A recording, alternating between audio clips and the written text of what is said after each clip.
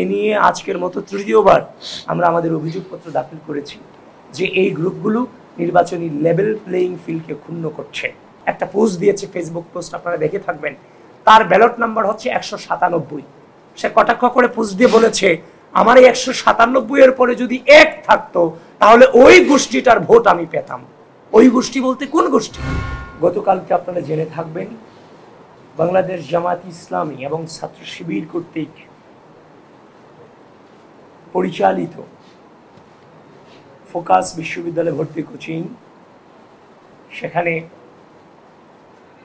ঢাকা বিশ্ববিদ্যালয়ের প্রথম বর্ষের শিক্ষার্থীদেরকে যারা কোচিং করে চান্স পেয়েছে তাদেরকে নবীন বরণের নামে সেখানে একত্রিত করা হয়েছে। সেখানে আমরা দেখতে পেলাম ঢাকা বিশ্ববিদ্যালয় কেন্দ্রীয় ছাত্র সংসদ নির্বাচনে শিবির সমর্থিত যে প্যানেল, সে প্যানেলের ভিপি, জিএস, এজিএস সহ অনেকেই সেখানে বক্তৃতা রেখেছেন, ভোট চেয়েছেন। ঢাকা বিশ্ববিদ্যালয়ের কেন্দ্রীয় ছাত্র সংসদ নির্বাচনের ডাকসু নির্বাচনী আচরণবিধি ধারা 9-এর আলোকে বলা হয়েছে, 9-এর খ, নির্বাচনী প্রচারকালে ও নির্বাচনের দিন ভোটারদের কোনো রকম পানীয় বা খাদ্য পরিবেশন করা যাবে না। ধারা 9-এর গ, ভোটারদের কোনো রকম উপঢৌকন বা বকশিস ইত্যাদি প্রদান করা যাবে না। সেখানে শিক্ষার্থীদেরকে উপঢৌকন প্রদান করা হয়েছে, খাবার প্রদান করা হয়েছে এবং প্রত্যক্ষ এবং পরোক্ষভাবে ডাকসুর যে শিবির সমর্থিত ভিপি, জিএস, এজিএস সাধারণ শিক্ষার্থীদেরকে প্রভাবিত করেছে, যেটা সুস্পষ্টভাবে নির্বাচনী আচরণবিধির লঙ্ঘন। আমরা নির্বাচনের কমিশনে এসেছি, আমরা আমাদের জায়গা থেকে আমাদের অভিযোগ জানিয়েছি। যদি ঢাকা বিশ্ববিদ্যালয় এরিয়ার বাহিরে এভাবে বিশ্ববিদ্যালয়ের শিক্ষার্থীকে সমবেত করে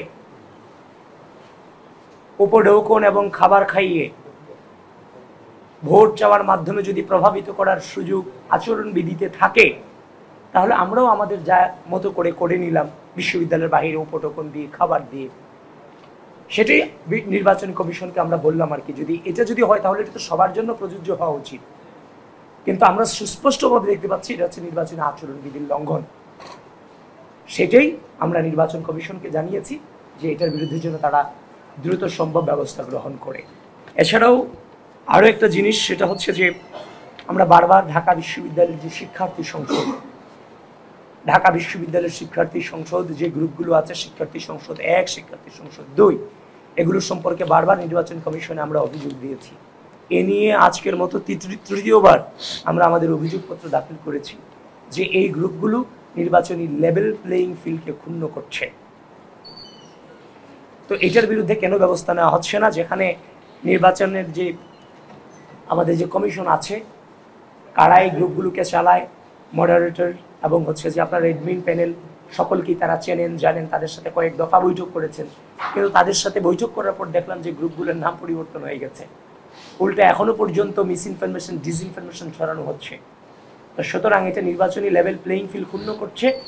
এটার সম্পর্কে কেন ব্যবস্থা এখনো পর্যন্ত নেওয়া হচ্ছে না, নির্বাচন কমিশন ব্যর্থ কিনা নির্বাচন পরিচালনা করতে, সেটি আমরা তাদেরকে আজকে বলেছি এবং অতি দ্রুত যেন আগামী কয়েক ঘন্টার মধ্যে যেন তারা এইগুলোর ব্যবস্থা নেয় আমাদেরকে যে জানায়, সেটা আমরা জানিয়ে এসেছি। তারপরে হচ্ছে যে গতকালকে আরেকটি হচ্ছে, আপনারা জেনে থাকবেন, বিশ্ববিদ্যালয়ে 4 দিনের বন্ধ ঘোষণা করা হয়েছে। যে 4 দিন বন্ধ ঘোষণা করা হয়েছে নির্বাচন কেন্দ্রিক, এই বন্ধের আগে আরো 2 দিন ছুটির দিন আছে, যেটা হচ্ছে শুক্রবার এবং শনিবার। তাহলে শুক্র, শনি সহ এখানে 6 দিনের বন্ধ আছে।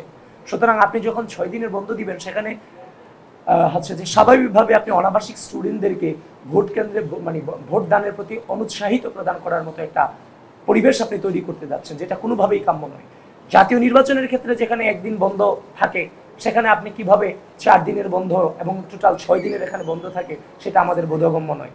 সেটাই আমরা অভিযোগ জানিয়েছি, এটা যেন কোনোভাবেই করা না হয়। কারণ অনাবাসিক শিক্ষার্থীদেরকে সেখানে ভোট কেন্দ্রে আসার ক্ষেত্রে এটার ক্ষেত্রে মানে এই সিদ্ধান্তের মধ্য দিয়ে নিরুৎসাহিত করার একটা সম্ভাবনা আছে। তাছাড়া আপনারা গতকালকে জেনে থাকবেন, ঢাকা বিশ্ববিদ্যালয়ের ঐতিহাসিক বটতলায়, যে বটতলা থেকে বাংলাদেশের স্বাধীনতার যে পতাকা, সেই পতাকা উত্তোলন করা হয়েছে।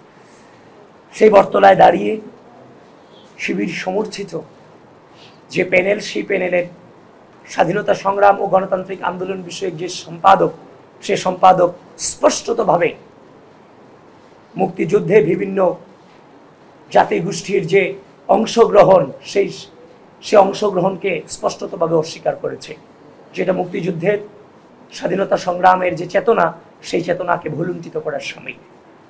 আমাদের যে গঠনতন্ত্র আছে, ডাকসুর গঠনতন্ত্র, সেই গঠনতন্ত্রের ধারায় লক্ষ্য উদ্দেশ্যে বলা হয়েছে আমাদের মহান স্বাধীনতা সংগ্রাম এবং মুক্তিযুদ্ধের চেতনাকে সমুন্নত রাখা।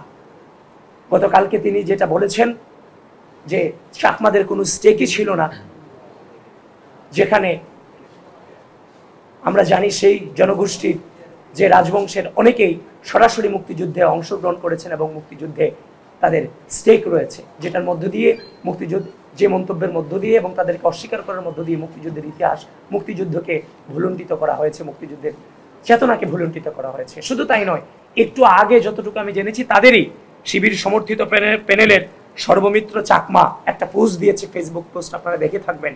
তার ব্যালট নাম্বার হচ্ছে 197। সে কটাক্ষ করে পোস্ট দিয়ে বলেছে, আমার এই 197 এর পরে যদি 1 থাকতো তাহলে ওই গোষ্ঠীটার ভোট আমি পেতাম। ওই গোষ্ঠী বলতে কোন গোষ্ঠী? মুক্তিযুদ্ধ এবং স্বাধীনতা সংগ্রামের পক্ষের গোষ্ঠীকেই কটাক্ষ করে বলেছেন, যেটা কোনোভাবেই যায় না। এটা আপনারা মেনে নেবেন? এটা মেনে নেওয়ার কোনো সুযোগ নাই। তো সুতরাং এভাবে একটা প্যানেল থেকে বারংবার স্বাধীনতা সংগ্রাম এবং মুক্তিযুদ্ধের ইতিহাসকে বারবার বিকৃত করার সামিল, মুক্তিযুদ্ধের ইতিহাসকে বারবার আপনার হচ্ছে যে আঘাত করার ক্ষেত্রে তারা মানে সুযোগ খোঁজে কিভাবে আঘাতটা করা যায়। এর আগেও জাইনুদ্দিন সরকার নামে এই প্যানেলেই, এমন এক প্যানেলে তাদেরকে হচ্ছে যে প্রার্থী হিসেবে নেওয়া হয়েছিল, যে আমাদের বীরশ্রেষ্ঠ মতিউর রহমানকে প্লেইন হাইজ্যাকার বলেছিল, প্লেইন হাইজ্যাকার বলে কটাক্ষ করেছিল। সুতরাং একটা প্যানেল থেকে বারংবার স্বাধীনতা সংগ্রামের ইতিহাসকে কটাক্ষ করাটা কোনোভাবেই ডাকসুর যে গঠনতন্ত্রের যে ধারা, সেই ধারাকে ভঙ্গ করা হচ্ছে।